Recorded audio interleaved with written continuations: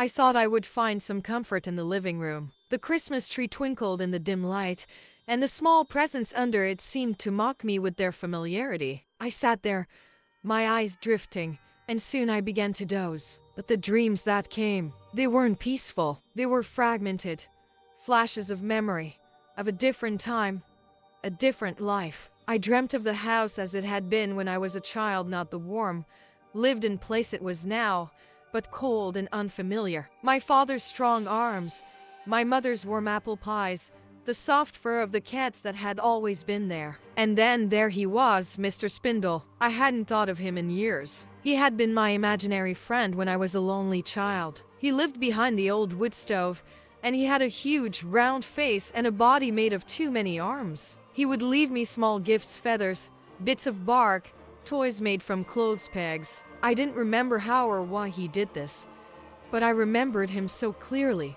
so vividly. I awoke with his name on my lips, Mr. Spindle, but as I sat in the kitchen, sipping my tea and trying to gather my thoughts, I had a strange realization. Perhaps the gifts hadn't come from my parents after all. Perhaps it had been Mr. Spindle. The thought made me uneasy. Could it really be true? Had my childhood memories been altered by something more than just time? Follow for part 4.